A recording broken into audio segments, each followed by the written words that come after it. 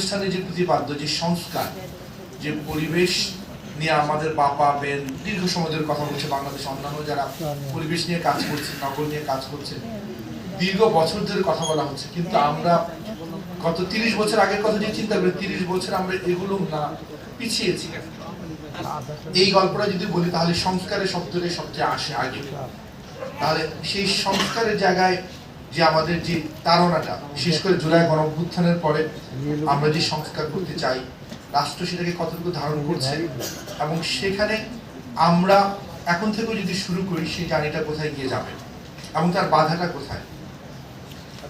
এখন বাংলাদেশের এই যে বাস্তবতা, এই বাস্তবতা আমরা দুটো জিনিস জানি। বাংলাদেশে আমাদের সংস্কারের যে প্রয়োজনটা হয়েছে, কারণটা হচ্ছে দীর্ঘদিন ধরে যত ধরনের আইন, বিল্ডিং হোক আর এগ্রিকালচার হোক, সেখানটাতে আমাদের যে প্রতিষ্ঠানগুলো ফাংশন করছে না। প্রতিষ্ঠানগুলো কেন ফাংশন করছে না? কারণটা হচ্ছে প্রতিষ্ঠানগুলোকে ফাংশন করতে দেয়া হচ্ছে না। এখানে আমলাতান্ত্রিক একটা বিষয় আছে, যে আমলাতন্ত্র যেভাবে ফাংশন করার কথা ছিল সে ফাংশন করেনি। পলিটিশিয়ান যারা ছিলেন তারা যেখানে জনমানুষের হয়ে কথা বলার কথা ছিল সেটা হয়নি। এবং পরবর্তীতে যারা ব্যবসায়ী, যে ব্যবসাটা হওয়া উচিত ছিল নিজের প্রফিট এবং একই সাথে জনকল্যাণ, সেখান থেকে শুধুমাত্র গিয়েছে যে নিজের আখের গোছানো, এবং সেই নিজের আখের গোছাতে গিয়ে আমাদের পরিবেশ ধ্বংস হয়েছে। আমাদের নদীতে পলিউশন গিয়েছে, আমরা ইন্ডাস্ট্রিয়ালিস্টরা ইন্ডাস্ট্রি করেছি, পলিউশনটা সরাসরি দিয়েছি নদীতে।